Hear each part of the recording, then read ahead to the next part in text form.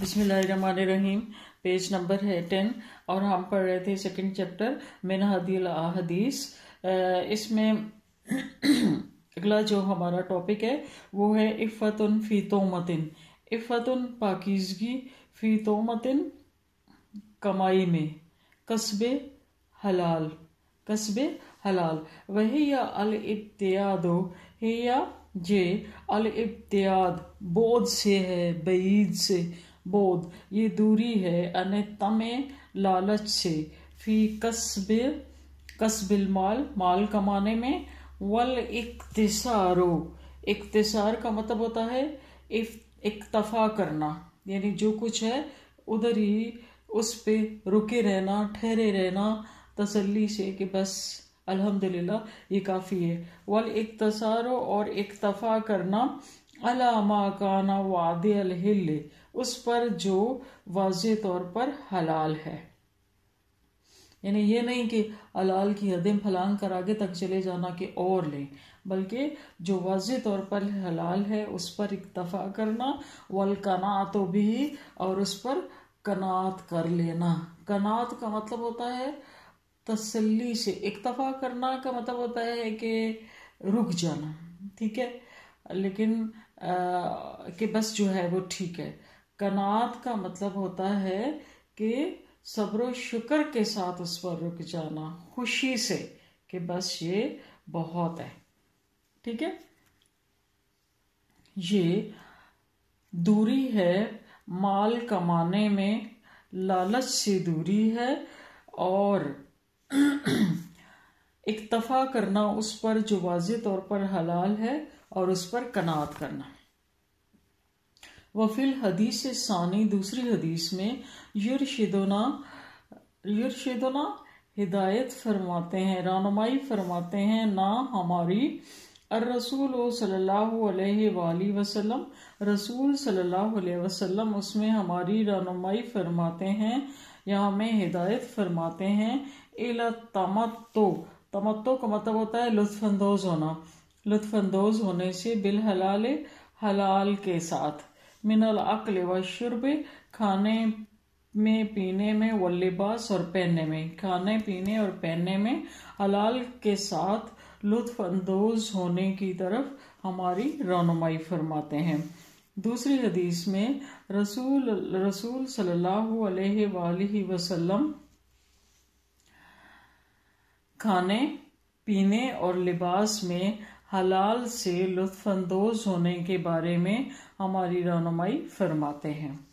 فاللہ سبحانہ وتعالی پس اللہ سبحانہ وتعالی ابا نے جائز قرار دیا، لنا ہمارے لیے، الطیبات پاکیزہ چیزوں کو، من المعقولات کھانے میں، والمشروبات اور پینے میں. یعنی حلال کا تو بالکل واضح ہے نا کہ جیسے اب آپ دیکھ لیں کہ ہمارے لیے کیا چیزیں حلال ہیں اور کیا حرام ہیں. وہ اتنا زیادہ ہمیں پتہ ہے کہ فطری طور پر ہی اگر حرام چیز کا کوئی نام لیتا ہے، کہ جیسے ہم کہیں کہ کتے کا گوشت، ویسے کریسی آتی ہے نا، مرغی کا گوشت نہیں آتی، وہ حلال ہے. لیکن حلال کھانے سے آگے طیبات کے بارے میں بھی فرمایا ہے، ٹھیک ہے، ہدایت فرمائی ہے کہ حلال میں بھی پھر طیب چیزوں کو کھانا ہے. یہ نہیں کہ حلال ہے تو چاہے وہ، طیب کا مطلب ہوتا ہے صاف ستھری، تازہ، فریش، ٹھیک. اب یہ نہیں کہ حلال ہے تو وہ چاہے گلی سڑی ہوئی ہو، اس کے اندر کیڑے پڑے ہوئے ہوں تو وہ حلال ہے تو بس ہم نے کھانا، نہ، حلال کے ساتھ طیبات کا بھی خیال رکھنا ہے. اور پس اللہ سبحانہ وتعالی نے جائز قرار دیا، لنا ہمارے لیے، الطیبات پاکیزہ چیزوں کو، من المعقولات والمشروبات کھانے اور پینے میں پاکیزہ چیزوں کو ہمارے لیے جائز قرار دیا. فقال پس فرمایا، کلو کھاؤ، وشربو اور پیو، ولا تسرفو، اور ایک اور چیز، ولا تسرفو اسراف نہ کرو، فضول خرچی نہ کرو، ٹھیک ہے. آگے کیا چیز ہے کہ کھانے پینے اور پہننے میں ایک تو یہ ہے کہ حلال کا خیال رکھنا ہے، دوسرا پاکیزگی کا خیال رکھنا ہے، اور تیسرا جس چیز کا خیال رکھنا ہے وہ ہے اسراف سے بچنا، کہ کھاؤ پیو لیکن فضول خرچی نہ کرو۔ انہو بے شک لا یحب، انہو وہ یعنی اللہ تعالیٰ لا یحب المسرفین، اسراف کرنے والوں کو، فضول خرچی کرنے والوں کو پسند نہیں فرماتا۔ فالاسلام پس اسلام یحرم حرام قرار دیتا ہے الاسراف فضول خرچی کو، والتبذیر، اسراف اور تبذیر کا مطلب ہی فضول خرچی ہوتا ہے، تو ہم ایسے کہہ لیتے ہیں کہ اسراف کو اسراف کہہ لیتے ہیں کیونکہ اسراف بھی اردو میں استعمال ہوتا ہے، کہ پس اسلام اسراف اور فضول خرچی کو حرام قرار دیتا ہے، کما جیسا کہ یحرم وہ حرام قرار دیتا ہے التقتیر، تقتیر کہتے ہیں کنجوسی کو فی الانفاق کے خرچ کرنے میں، اسی طرح سے خرچ کرنے میں کنجوسی کو بھی حرام قرار دیتا ہے۔ وَيُحَرِّمُ اور حرام قرار دیتا ہے ایجاب الانسان، انسان کے پسند کرنے کو، بنفسی اپنے آپ کو، یعنی خود پسندی کو، کہ بس میں جو ہوں وہ ہوں، اس چیز کو اسلام نے حرام قرار دیا، اور جیسا کہ وہ حرام قرار دیتا ہے انسان کی خود پسندی کو، والتکبر اور غرور کو، علی عباد اللہ تعالی اور اللہ تعالیٰ کے بندوں پر تکبر کو۔ اصل میں خود پسندی سے تکبر جنم لیتا ہے، کہ جب ہم اپنے آپ کو بہت زیادہ پسند کرنا شروع ہو جاتے ہیں نا، کہ میں بہت خوبصورت ہوں، میں بہت حسین ہوں، میں بہت ایجوکیٹڈ ہوں، میں بہت اچھی فیملی سے بلونگ، تو یہ چیزیں جو ہوتی ہیں یہ خود پسندی، اس سے انسان کے اندر تکبر آتا ہے، ٹھیک ہے۔ تو اللہ تعالیٰ وہ حرام قرار دیتا ہے انسان کی خود پسندی کو اور اللہ تعالیٰ کے بندوں پر تکبر کو۔ فَيَنبَغِي پس چاہیے، للمسلم ایک مسلمان کو چاہیے، ان یکون کہ وہ ہو، وسطاً میانہ رو، معتدل، فی ماکلی اپنے کھانے میں، و مشربی اور پینے میں، و ملبسی اور پہننے میں۔ بس مسلمان کو چاہیے کہ وہ کھانے پینے اور پہننے میں میانہ روی کا خیال رکھے، میانہ روی اختیار کرے، ٹھیک ہے، بیلنسڈ ہو سب کچھ، یہ نہیں کہ کھانے پہ آؤ تو بس کھاتے ہی چلے جاؤ، پینے پہ آؤ تو پیتے ہی چلے جاؤ، یا پہننے پہ آؤ تو صبح شام جوڑے بناتے نہیں، اور یہ بھی نہیں ہے کہ کچھ نہ کھاؤ نہ پیو نہ پہنو اور جوڑ کے رکھتے رہو، دونوں چیزوں سے منع فرمایا۔ اچھا، ولا یکونو اور وہ نہ ہو، بخیلاً بخل کرنے والا، کنجوس، ولا یسرف فی الانفاق اور نہ ہی وہ خرچ کرنے میں فضول خرچی کرے۔ اما الحدیث الثالث، جہاں تک تیسری حدیث کا تعلق ہے، فیبین لنا النبی صلی اللہ علیہ وسلم، تو نبی کریم صلی اللہ علیہ وسلم ہمارے لیے بیان فرماتے ہیں، فیہ اس میں، ان الامر بالمعروف کہ نیکی کا امر حکم دینا، بالمعروف نیکی کا حکم دینا، واجب ہے، علی جمیع تمام افراد المسلمین، تمام مسلمانوں پر، یا مسلمانوں کے تمام افراد پر نیکی کا حکم دینا واجب ہے، ضروری ہے، ٹھیک ہے، حسب القدرت علیہ، اس پر ان کی قدرت کے مطابق، جتنی ان کے اندر حیثیت ہے، جتنی ان کی استطاعت ہے، جتنی ان کے اندر طاقت ہے، اس کے مطابق نیکی کرنے کا، نیکی کا حکم دینا مسلمانوں کے تمام افراد پر واجب ہے، اور جو جس کیٹیگری میں اس کی اپنی ڈومین کے اندر اس پر نیکی کا حکم دینا اور برائی سے روکنا واجب ہے، ٹھیک ہے۔ اب یہ ضروری نہیں ہے کہ کوئی بہت ہی بڑا کام ہو، کوئی بڑا جو ہے وہ کوئی انسان گنہگار ہو رہا ہے یا بڑے کافروں والے کام کرنا شروع ہے تو اسی کو روکنا، وہی عمل بالمعروف اور نہی عن المنکر ہے، نہیں، اپنی ڈومین میں رہتے ہوئے جو کچھ بھی ہے، جیسے ایک اسٹوڈنٹ ہے، ٹھیک ہے، اب آپ لوگ ہیں تو آپ لوگوں کا تعلق کس سے ہے؟ اپنے چھوٹے بہن بھائیوں سے ہے، اس طرح کا کہ جن کو آپ منع کر سکتے ہیں یا حکم دے سکتے ہیں، یا اپنی ساتھی اسٹوڈنٹ سے ہے، ٹھیک ہے۔ تو اگر آپ کی کوئی فرینڈ کالج آتی ہے تو وہ کلاس بنکنگ کرتی ہے یا ہر روز چھٹی کر لیتی ہے، یا اگر آتی ہے تو ٹیسٹ پریپیئر نہیں کرتی. تو اس حوالے سے اس کو کہنا کہ نہیں تم پڑھو، کلاس میں آؤ، چلو چلو اس کو پکڑ کے لے کے آنا، یہ نیکی کا حکم ہے. اور اگر وہ ٹیسٹ کرتی چیٹنگ کر رہی ہے، آپ اس کو دیکھ رہے ہیں، تو اس کے گناہ کے ساتھ آپ کو بھی گناہ ہوگا.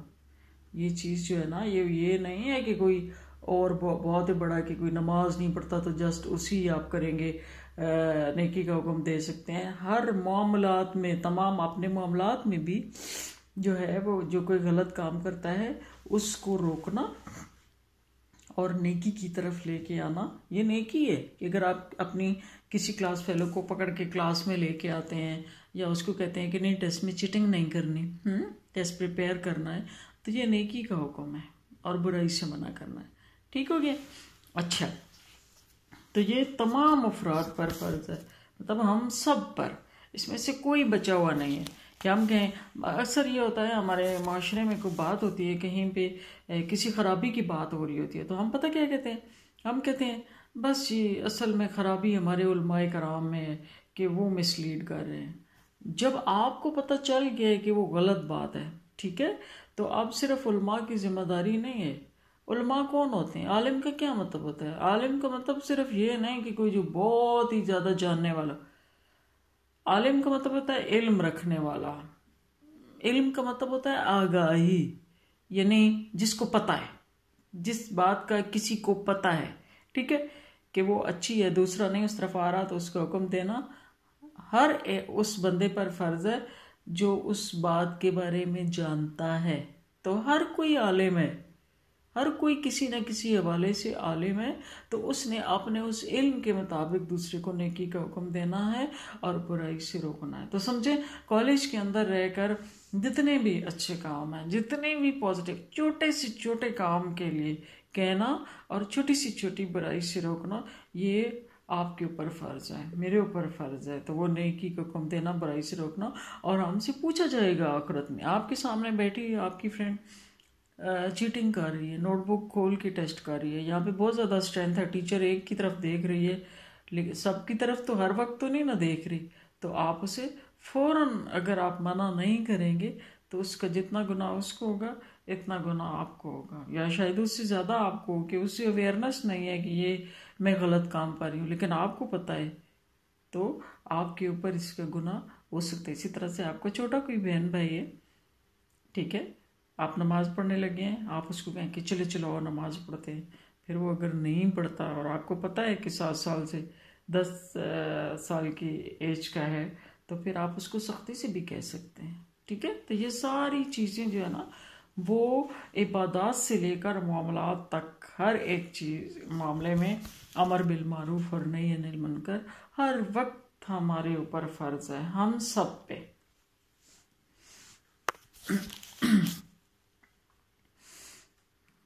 اچھا، ان الامر بالمعروف واجب علی جمیع افراد المسلمین، کہ نیکی کا حکم دینا مسلمانوں کے تمام افراد پر فرض ہے، حسب القدرت علیہ، اس پر ان کی حیثیت کے مطابق. کیسے بتا دیا واضح کر کے نبی کریم صلی اللہ علیہ وسلم نے.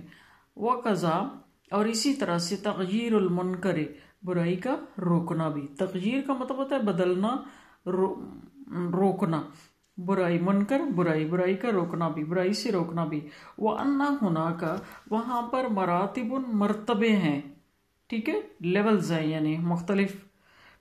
کیسے؟ لتغییر المنکر، برائی کو روکنے کے مرتبے ہیں، یعنی نیکی کا حکم دینے کے بھی طریقے ہوتے ہیں. ٹھیک ہے، کہ ہم کہتے ہیں کہ چلو آؤ، لیکن اس میں زیادہ تر پازیٹیو ہی ہوتا ہے، تو اس میں نہیں بتایا. لیکن برائی سے منع کرنے کے لیے بتایا کہ وہ جو مراتب ہیں ان کا خیال رکھنا ہے. کیسے؟ فمن استطاع، جو کوئی استطاعت رکھے، ان یغیرہ، تو وہ اس کو مٹائے، بیدہ، اپنے ہاتھ سے. منع کس چیز سے کیا جاتا ہے؟ جو کو غلط ہوتی ہے. ٹھیک ہے، تو اگر کوئی شخص وہ اس کے اندر اتنی طاقت ہے، وہ سمجھتا ہے کہ میں ہاتھ سے روکنے جا رہا ہوں، ہاتھ سے روکنے سے مراد یہ ہے کہ اس کو مار کر، ٹھیک ہے، اور اس کو یہ 2 باتوں کا پتہ ہے کہ پہلی بات تو یہ ہے کہ مارتا کوئی تب ہے کہ اس کو پتہ ہے کہ اگلا میرا لحاظ کرے گا، وہ میرا بہت احترام کرتا ہے، میرا رسپیکٹ کرتا ہے، تو میں اس کو مار سکتی ہوں یا مار سکتا ہوں. دوسرا اس صورت میں ہوتا ہے کہ وہ شخص مارنے والا جو ہے اس کے اندر اتنی طاقت ہے کہ وہ اگر کوئی آگے سے نگیٹو رسپانس آتا ہے تو وہ اس کو ہینڈل کر سکتا ہے. ٹھیک ہو گیا؟ تو اس صورت میں وہ ہاتھ سے روکے. وَلَا يَعُودُ ذَلِكَ اور وہ واپس نہ لوٹتا ہو بِضَرَرٍ أَكْبَرَ زیادہ بڑے نقصان کا. یعنی ہاتھ سے روکنا جو ہے وہ کیا ہے؟ پہلی بات تو یہ ہے کہ جو کوئی استطاعت رکھتا ہو تو وہ ہاتھ سے روکے. وَلَا يَعُودُ ذَلِكَ اور یہ چیز کسی بڑے نقصان کا موجب نہ ہو. ٹھیک ہے؟ نبی کریم صلی اللہ علیہ وسلم نے یہ نہیں فرمایا کہ بس جا کے سیدھا مار دو کسی کو اور آگے آپ کے پاس استطاعت ہی نہیں ہے. یا اگر اس سے کوئی اور فساد برپا ہو جاتا ہے تو پھر آپ کا تو وہ نیکی برائی سے روکنا جو ہے نا وہ تو ادھر ہی رہ گیا کہ ایک شخص پہلے خراب تھا پھر 100 بندہ آپ سے لڑنے کے لیے کھڑا، وہاں پہ ایک قتل و غارت کا میدان بن گیا. تو اسلام ہمارا ایسے نہیں کہتا. ٹھیک ہے؟ اچھا، کیونکہ اس سے یہ ہوتا ہے کہ جو ایک شخص جس کو پتہ ہے کہ یہ غلط کام ہے، وہ کسی کو منع بھی کرنے جا رہا ہے، تو ہمارا مذہب یہ چاہتا ہے کہ بلکہ ہم سب یہ چاہیں گے کہ وہ ایک جو پازیٹیو انسان ہے وہ تو بہت قیمتی ہے ہمارے لیے، اس کو زندہ رہنا چاہیے تاکہ وہ نیکی کا حکم دیتا رہے، برائی سے روکتا رہے. ٹھیک ہے؟ یہ نہیں کہ اس کو پنکھے میں ڈال کے تو بس آگے کرا دیں. وجب علیہ تغییرہ. اچھا، ولا یعود ذالک بضرر اکبر اور یہ کسی بڑے نقصان کی طرف نہ لوٹتا ہو یا بڑے نقصان کا موجب نہ بننے والی ہو بات، برائی سے روکنا اس کا. وجب علیہ تغییرہ واجب ہے اس پر اس کا منع کرنا. وَمَن لَّمْ يَسْتَطِعْ اور جو کوئی استطاعت نہ رکھتا ہو الانکار بیدی اپنے ہاتھ سے روکنے کی. لِکُونِ فَاعِلِهِ کیوں استطاعت نہیں رکھتا؟ لِکُونِ فَاعِلِهِ ہونے کی وجہ سے، فاعلی اس کام کا جو غلط کام کر رہا ہے نا اس کے کرنے والے کے اقوا زیادہ طاقتور ہونے کی وجہ سے. ٹھیک ہے؟ من ہو اس سے، یعنی جو منع کر رہا ہے اس سے، جس کو منع کرنے جا رہا ہے وہ اس سے زیادہ طاقتور ہے. ٹھیک ہے؟ فبلسانی تو پھر اسے چاہیے کہ ہاتھ سے نہ روکے بلکہ زبان سے منع کرے. اب زبان سے بھی منع کرنا جو ہے وہ کیسے ہے؟ اے بالقول، یعنی اے کا مطلب ہوتا ہے یعنی، بالقول بات کے ذریعے. اور بات بھی کیسی ہے؟ اس کی بھی آگے 2 قسمیں ہیں. بالتذکیر، تذکیر کا مطلب ہوتا ہے نصیحت کر کے، او توبیخ یا ڈانٹ ٹپٹ کر کے. آگے پھر دیکھ لیتا ہے نا بندہ کہ میرا اس پر کتنا روب چلتا ہے، میں اس کو کیسے کہہ سکتا ہوں. یعنی ایسے بھی کوئی کہتا ہے کہ نہ کرو، نہ کرو، خبردار نہ کرنا، ایسے نہ کرنا یار پلیز نہ کرے نا. اب دیکھیں مختلف طریقے ہیں نا، تو وہ اگلے کو دیکھ کر یہ طریقہ اختیار کیا جاتا ہے. اے بالقول یعنی بات کے ذریعے، نصیحت کر کے یا ڈانٹ ڈپٹ کر کے. فَإِن لَمْ يَسْتَطِعْ اور اگر استطاعت نہ رکھتا ہو وہ شخص، فَبِقَلْبِهِ تو پھر اپنے دل میں برا سوچ لے کہ وہ کچھ نہیں نہ اس کو کہہ سکتا نہ اس کو ہاتھ سے منع کر سکتا ہے. وَهَذَا الْأَخِيرُ اور یہ سب سے آخری بات ہے، من اوجب الواجب کہ یہ فرائض میں سے یا واجبات میں سے سب سے آخری واجب ہے. لمن لم یستطع جو استطاعت نہیں رکھتا، بالید ہاتھ سے، واللسان اور زبان سے. یعنی جو ہاتھ اور زبان سے استطاعت نہیں رکھتا تو آخری ترین واجب اس پر کیا ہے کہ وہ اپنے دل میں اس کے لیے برا سوچ لے. یہ بھی ایک بہت بڑی بات ہے کہ جب وہ دل میں سوچے گا تو سمجھیں ایک بندہ تو اچھا ہے نا جو سوچ رہا ہے وہ خود نہیں کرے گا. تو اس طرح ایک تو مسلم معاشرے کا ایک تو شخص ہے نا کہ جو پازیٹیو ہے، تو ایک سے جو ہے نا جب ایک ہے تو پھر 1 سے 11 بن سکتے ہیں. ٹھیک ہے؟ تو اگر ہم برائی کو روکنے کی استطاعت نہیں رکھ سکتے، نبی کریم صلی اللہ علیہ وسلم نے فرمایا کہ زبان سے بھی نہیں رکھ سکتے، ہاتھ سے بھی نہیں رکھ سکتے، تو کم از کم خود اپنے دل میں اس کے بارے میں ضرور سوچیں. اور اپنے دل میں سوچنے کا مطلب یہ نہیں کہ دل میں سوچیں اور کرتے رہیں، نہیں، دل میں سوچنا اور پھر اپنے آپ کو اس سے دور رکھنا ہے. تو اس طرح سے آپ اس ایک شخص کو بچا لیں گے کہ جو آپ کے اوپر کیا کہتے ہیں جس کا فرض ہے آپ کے اوپر بچانا اس کو، کیونکہ اپنی ذات کا سب سے بڑا حق ہے نا انسان کے اوپر، تو آپ اس کو تو کم از کم برائی سے بچا لیں گے. چلیں یہ کافی ہے.